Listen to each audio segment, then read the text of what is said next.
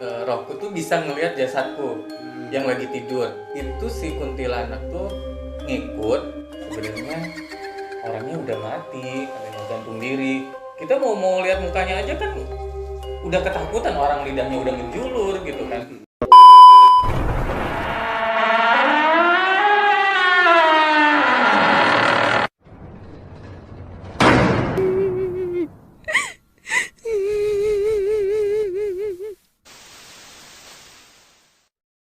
Halo, nama saya Romi. Saya kerja sebagai terapis dan itu jam kerjanya selalu saya berangkat nggak tentu, dan kadang pulang malam gitu kan, kadang pulang subuh. Itu yang sempat kejadian itu pulang subuh. Gitu. Pulang subuh ya awalnya sih nggak ada berpikiran aku kena ketempelan sama makhluk halus gitu kan, karena cuman pas waktu itu tuh 2 minggu sakit. Kalau periksa ke dokter, menurut kedokteran kan kena tipes gitu kan. Tapi apa yang kamu rasa tuh? Gejala tipes, kalau kata dokter tuh gejala tipes itu 2 minggu tuh demam panas dingin gitu kan. Terus kalau malam tuh gelisah, sering kebangun kayak gitu. Cuman setelah 3 kali ke dokter nggak sembuh, itu sampai ada satu malam yang feelingku nggak enak gitu. Jadi sebelum tidur tuh gelisah banget. Nah tiba-tiba mimpi, jadi di mimpi itu aku rohku tuh bisa ngelihat jasadku yang lagi tidur dalam gitu. mimpi itu. Nah di mimpi itu ternyata aku tuh dipelukin kuntilanak gitu. Jadi memang selama 2 minggu itu kan badanku tuh nggak bisa, susah untuk bergerak gitu, jadi lemas banget. Nah pas pagi-paginya itu, karena aku tuh kaget gitu kan, karena mimpi aku nggak pernah lihat kuntilanak gitu kan, kok sampai aku ditemplokin kayak gitu kan. Akhirnya aku telepon ayahku gitu kan, karena kebetulan ayah angkatku tuh bisa ngobatin, punya kelebihan lah. Ayah tolong, karena aku ceritain aku mimpi dipelukin sama kuntilanak gitu kan, tolong bisa diliatin nggak gitu. Ternyata pas dilihat itu si kuntilanak itu benar-benar kuntilanak kata ayah itu. Menurut itu ayah? karena bisa kita video call gitu kan, itu ternyata lagi ada di pojokan. Jadi ayahmu bisa mendeteksi ya? Iya bisa. Jadi itu lagi di pojokan, terus ayahku tuh itu ada di pojokan. Ya kalau misalkan ada di pojokan, terus aku sakit karena apa? Ya karena dia ngikutin kamu terus kan. Lah kok bisa ngikutin kata? Ya orang kamu suka liatin dia gitu kan. Lah aku suka liatin dia di mana gitu kan. Akhirnya si ayah tuh nembak, kamu tempat tinggalnya ada kuburan ya gitu kan. Iya, aku suka lewat kuburan, dan itu ayahku tuh tahu tanpa aku ceritain. Oke. Gitu. Apa cerita sebelumnya? Aku mau tanya nih Romi, maaf ya. Ayah angkat kamu itu memang spiritual atau dia mempunyai indera? Punya indera. Oh, tapi bukan spiritual. Indra keenam. Punya indera keenam. Kalau tapi bukan membuka praktek untuk mengobati orang, tapi kalau untuk yang kalau untuk yang sengaja ngobatin orang kan itu kasarnya membuka praktek. Kalau si ayah enggak. Tapi sering diminta tolong gitu ya? Jadi kalau ada yang minta tolong, ayah kamu akan bantu. Gitu. Nah, terus ayahku itu, kamu kalau pulang itu lewat kuburan ya. Terus ada pohon gede ya di kosan dekat kosan kamu tuh. Dan itu aku kaget karena aku tuh ayah angkatku tuh belum pernah datang ke kosan yang di Jakarta, Dan belum pernah ceritain? Aku tuh belum pernah cerita aku sepulang deket kosanku tuh ada kuburan gitu kan gitu. Dan itu aku kaget, ya nggak mungkin kalau misalkan ayahku cuma ngarang-ngarang, ayahku tahu semua tentang kuburan dan pohon itu. Memang ada pohon gede tuh gitu kan. Menurut warga sekitar sih pohon gede itu tuh memang banyak penunggunya gitu kan, dan warga sekitar tuh nggak ada yang berani lewat situ malam-malam. Dari dulu. Meskipun mereka asli warga situ, nggak ada yang berani lewat malam-malam gitu kan. Nah itu kata ayahku tuh, itu si kuntilanak tuh ngikut karena ngerasa dilihatin sama aku. Jadi kalau pulang itu lewat kuburan, bawaannya tuh penasaran, pengen lihat ke tengah kuburan gitu kan, pengen lihat ke pohon gitu. Akhirnya dia ngikut dan nggak mau pulang. Itu ceritanya dia nggak mau dilihatin sama kamu. iya nggak mau. Jadi nggak, aku ngelihat ke tengah itu, ya mungkin dia lagi posisi di tengah, ya aku kan emang nggak bisa lihat, cuman bisa ngerasain gitu kan. Jadi hawanya tuh penasaran, oh di sini ada ini, aku suka lihat gitu kan, buat ngilangin penasarannya. Tapi mungkin nggak sih, Ram? Jadi gini, kamu nggak kepengen ngeliat nih, Nggak. tapi tiba-tiba posisinya bisa seperti itu, atau mungkin ada Magnet semacam gitu. aura ditarik nih biar lu ngeliat gue nih, gitu. Kalau untuk mungkin kalau ya bisa terjadi kayak gitu. Kalau untuk posisi si makhluk halusnya lagi apes gitu. Karena kan yang di saat makhluk halus bisa kelihatan sama manusia itu yang bukan manusia yang bukan punya indera keenam ya. Itu kan di saat si makhluk halusnya lagi apes. Nah, Kayak gitu. sekarang gini, kalau kamu bilang tadi kalau ya manusia yang tidak mempunyai indera keenam, tapi kalau menurut kamu sendiri nih, kamu mempunyai indera keenam nggak? Atau mungkin kamu hanya bisa merasakan atau mungkin feeling kamu yang bermain? Nah, kalau untuk memiliki indera karena yang namanya indigo itu katanya itu bermacam-macam, ada tingkatannya. Mungkin kalau saya itu karena kata menurut saya juga, terus ada orang lain juga, itu baru sebatas bisa merasakan makhluk halus itu ada, bentuknya seperti apa, tempatnya di mana, baru sebatas itu. Dan emang nggak bisa ngelihat dan nggak mau ngelihat. Tapi kan, ya, kalau seumpamanya kamu mau kembangin sampai akhirnya kamu bisa melihat, itu tergantung dari diri kamu sendiri dong. Iya. Mau enggaknya. Itu kan ada, kalau misalkan saya tuh udah bisa ngerasain, itu katanya tinggal sedikit lagi untuk bisa melihat. Itu bisa dibukain sama orang atau enggak bisa buka sendiri dengan cara sendirinya. Dengan cara zikir kayak gitu. Iya. dan ayahmu bisa tuh buka itu ya. Bisa, cuman akunya nggak mau karena nggak siap. Kalau saya tuh nggak bisa lihat aja udah penakut gitu kan. Kalau misalkan apalagi udah bisa lihat, kayak ya kita nggak bisa bayangin masuk toilet umum, toilet mall, yang pasti di mall itu banyak hantunya, masuk toilet bisa lihat apa kagak kencing di celana gitu kan. Tapi kalau ayahmu tuh dari dulu ya punya kelebihan itu. Ya itu kan istilahnya karomah ya, bawaan lahir gitu. Bisa lihat, dia bisa ngobrol juga kalau yang ayah tuh gitu. Nah setelah itu Rom, setelah kamu sakit, kamu berkomunikasi dengan ayah angkat kamu, terus gimana tuh ceritanya? Nah itu kan video call gitu kan. Ayah ini tuh karena kalau aku tuh orang daerah masih percaya mistik. Aku tuh pikirannya karena nggak mungkin selama 2 minggu 3 kali ke dokter nggak sembuh-sembuh, karena itu dokter yang aku tahu tuh, tempat praktek dokter itu tuh paling bagus, dan biasanya kalau sakit juga sekali ke dokter tuh obat belum habis juga udah sembuh gitu kan. Nah, ayah tolong liatin ini tuh gara-gara apa. Saya bilang ya itu gara-gara kuntilanaknya ngikutin kamu. Ya udah kalau misalkan ngikutin suruh pulang, nggak mau dia ntar juga pulang sendiri, orang dia pengen main katanya ke tempat kamu gitu kan. Terus ini bener nggak sih sakit karena ini kuntilanak nempel di aku? Iya kan. Ya udah kalau misalkan ini ayah ntar kasih air, jadi di video call itu suruh nyiapin air, dikasih doa gitu kan jarak jauh. Karena ayah tuh, kalau ayah tuh bisa ngobatin jarak jauh kalau udah pernah salaman sama dia, udah pernah kontak fisik. Iya. Ada yang kayak gitu. Kontak fisik ya. Itu jadi kita kalau kayak orang kemana itu kita pernah kontak fisik, bisa ngobatin jauh. Tapi dokternya tuh bilang apa sih waktu kamu sakit demam itu? Gejala tipes. Nah, kalau misalkan aku karena sering tipes juga. Kalau misalkan tipes itu kan lidah putih. Ini enggak, tetap merah. Jadi makanya aku sakit karena apa tuh masih ragu gitu kan. Akhirnya ya ternyata ya ditempelin itu gitu kan. Diobatin sama ayahku. Terus ayahku tuh bilang, ini kalau memang sakitnya karena makhluk halus, nggak nyampe 1 jam kamu bakal sembuh gitu. Dan itu ya aku posisinya belum minum obat, jadi kalau misalkan udah minum obat keluar keringat kayak gitu kan.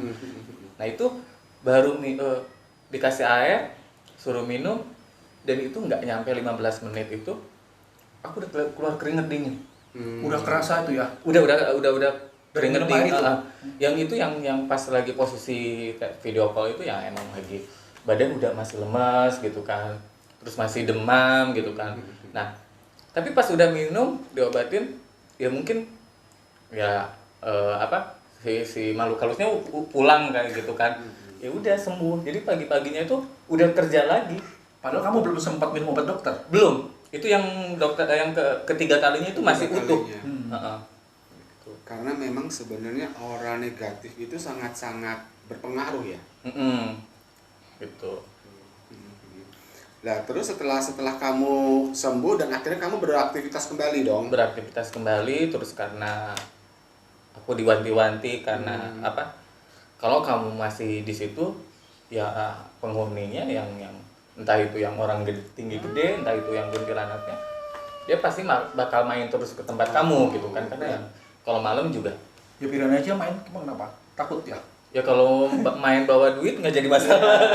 Kalau main bikin sakit ngapain gitu. bener. Jadi gini Ram, berarti tidak menutup kemungkinan selama kamu masih ngekos di situ dan dia akan mengulang kejadian itu. Iya, kayak gitu. Susah banget, Ini kan? bakal ngikutin lagi karena tiap pulang itu ya bawaannya, dan itu selalu lihat ke kuburan itu. Karena memang aura Sama di situ pohon memang itu. udah nggak bagus sih ya. Tapi akhirnya kamu pindah dari kos itu. Pindah ke kos yang sekarang yang baru, tapi di kos yang baru juga tetap mungkin karena tiap bangunan itu ada penunggunya itu. Tuh. Itu juga yang aku rasain. Ya aku juga udah tanya konfirmasi, "Ayah, ini ada yang nunggu deh di tangga." Kadang di kolong tangga gitu kan. Jadi begitu kosanku tuh masuk langsung tangga, parkiran cuman cukup 1 motor gitu kan. Kira-kira ganggu nggak sih gitu kan? Enggak sih, kalau dia nggak bakalan ganggu. Jadi kadang kalau misalkan aku lagi ngerasain dia lagi di bawah tuh, pas aku pulang malam-malam, jadi dia kayak ngikutin di tangga.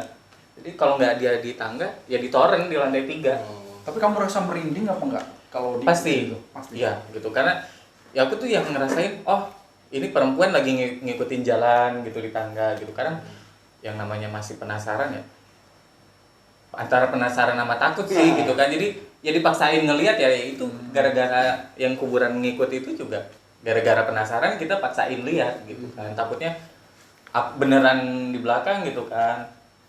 Tapi kosan kamu yang baru ini ada makhluk astral juga nih, Ada. Tapi dia akhirnya mengganggu kamu nggak nih? Enggak, kalau yang sekarang itu enggak. Yang kosan sekarang itu enggak, karena aku tuh begitu awal ngerasain yang dia sering ngikutin di tangga tuh aku pamit gitu kan.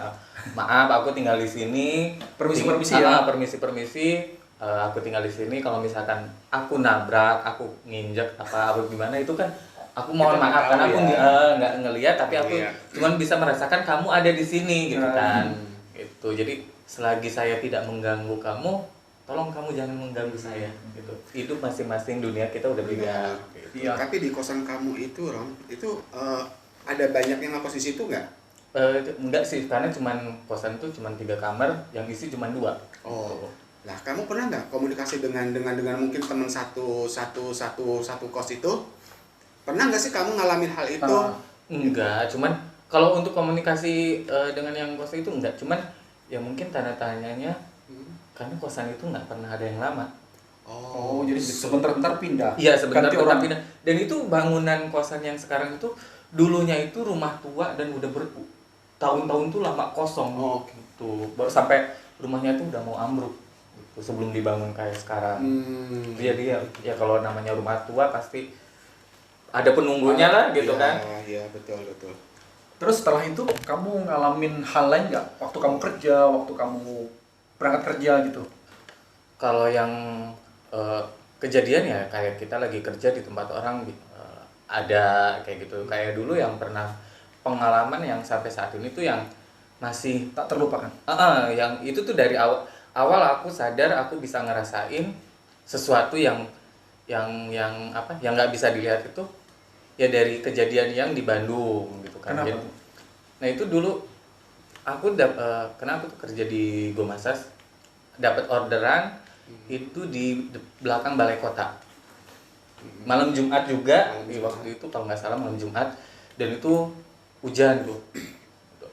Dapat orderan, begitu masuk ke kosannya tuh karena kosannya itu letter O, persegi, tapi tengah-tengahnya itu ada taman, jadi dari lantai 2 tuh bisa ngeliat ke bawah, gitu. Begitu masuk ke kosan itu tuh hawanya tuh udah nggak enak banget gitu. Kamu udah ngerasain gitu ya? Gitu. Oh, Auranya nggak? di sini kayaknya banyak Banyak sesuatu gitu kan. Gitu. Nah, cuman pas aku lagi jalan mau ke kamar kosan customerku tuh, itu kayak aku nggak sadar.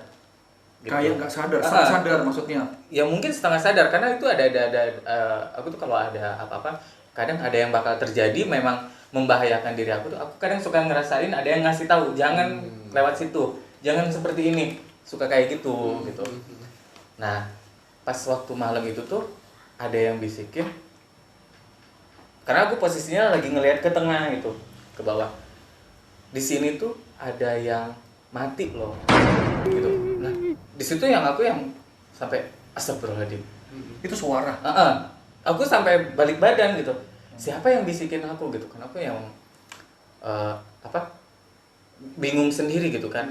Apa mungkin kadang yang buyutku apa gimana yang memang ada yang ngejaga gitu kan. Nah, akhirnya yang ya udahlah, masa bodoh gitu kan, karena aku nggak tahu gitu kan.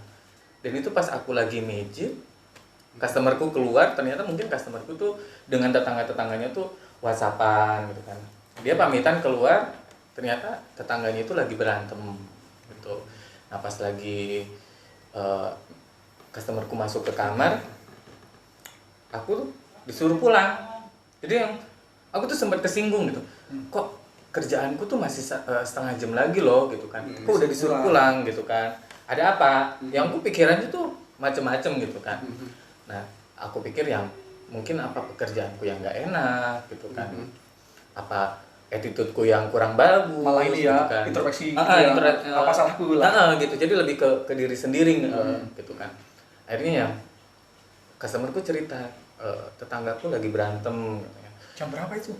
Jam lewat jam 12 deh. 12 malam? Gitu, jam setengah satuan kalau nggak salah. Dan itu yang aku tuh emang berantem kenapa? Biasa orang pacaran katanya gitu kan. Itu sampai mau bunuh-bunuhan. Gitu. Lah, sampai mau bunuh-bunuhan gitu. Lah di sini kan dekat ke kantor polisi, bisa lapor dong atau enggak ke RT gitu kan. Akhirnya itu yang makin perasaanku tuh makin kesinggung karena customerku tuh yang beresin barang-barang aku dan dia yang masuk barang-barang kamu, yang masukin ke tas aku. Jadi ya, pikiranku aku diusir loh gitu. Pikiranku kan aku diusir sama customerku gitu kan. Gitu.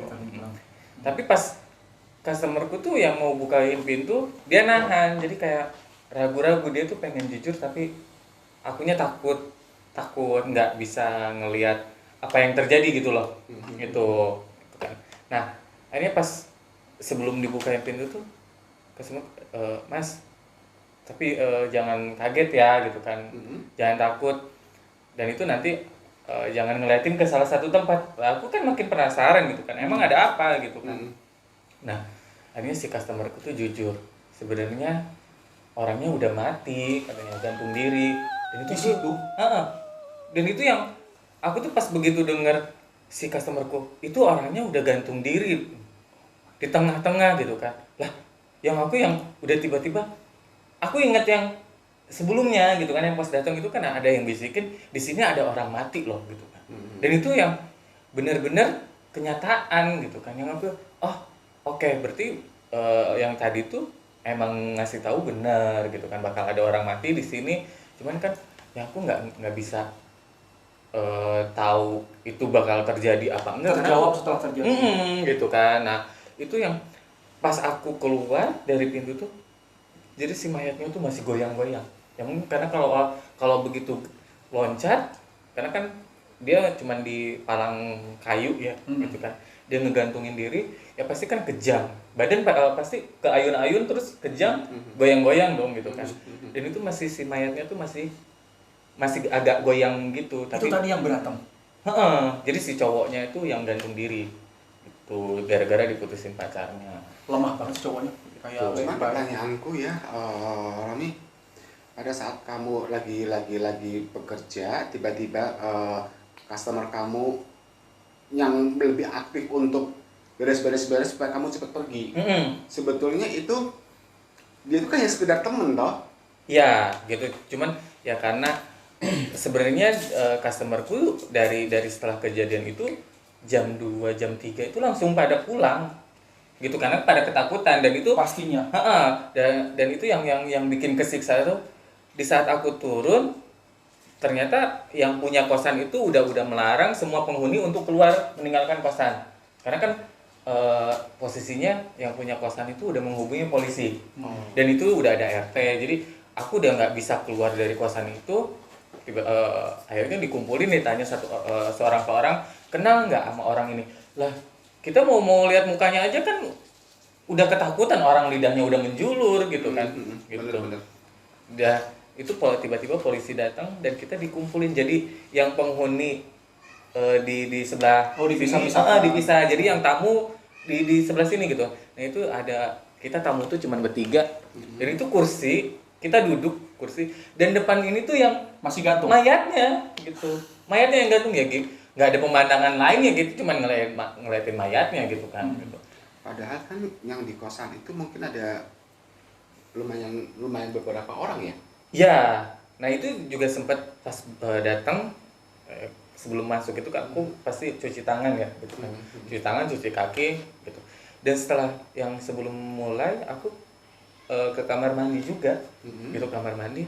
Kok aku tuh ada yang aneh gitu kan. Ada yang aneh di salah satu kamar mandi, kok nutup terus. Ini kayaknya ada sesuatu gitu.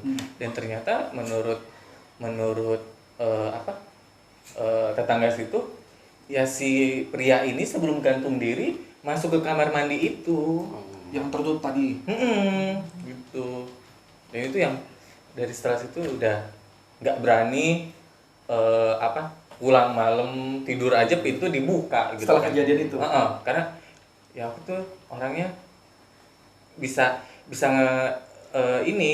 kepikiran terus takut, oh ini orangnya masih ada di sini nih, ada di sini gitu. Jadi terus berasa ya, itu yang aku nggak mau bisa ngelihat itu. Ya kita bisa ngerasain aja udah kesiksa, apalagi bisa ngelihat gitu. Dari pertanyaanku nih Rom, kamu sering merasa setiap mau ada kejadian apa kamu udah dibisikkan nih? Ya kan? Selalu gitu? Enggak. Jadi kalau ada yang memang membahayakan diri aku pasti suka ada yang ngasih tahu. Ada bisikan halus gitu ya?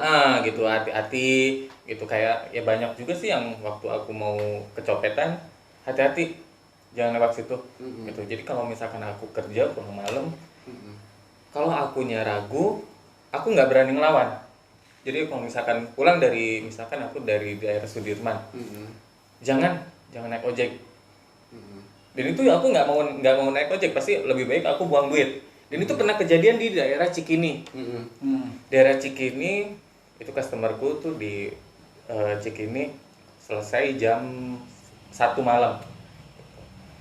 Ya karena aku tuh sayang ya pulang ongkos, karena aku memperhitungkan ongkos karena jam 1 udah nggak ada kereta gitu kan. Iya, betul. Aku nyari order lagi. Cuman karena kebetulan kecapean banget, akhirnya aku milih pulang gitu kan. Tapi di situ tuh ragu gitu kan. Dan aku mau order ojek, itu udah dapet posisinya. Tiba-tiba ada yang jangan naik ojek, ada tukang todong loh, gitu. Dan aku tuh batalin. Langsung kamu cancel? Aku cancel tuh gitu kan. Yaudahlah, aku cari makan sama ngopi gitu kan, ngopi dulu. Selang 1 jam 2 itu aku ngorder lagi. Begitu, jangan ngojek, jangan pulang naik motor, bahaya. Dan itu aku yang kok tetap nggak ngasih, makin yang ngasih tahu yang bisikin makin kuat. Makin kuat gitu kan. Nah pas yang ketiga kalinya, jangan, karena kejadiannya tuh deket sini loh. Kalau kamu mau pulang selamat, jangan naik ojek. Nah, jadi ya pulang pagi atau enggak naik mobil gitu kan. Akhirnya gitu. Akhirnya pas udahlah, karena aku makin ngantuk, aku order mobil dong, GrabCar gitu kan.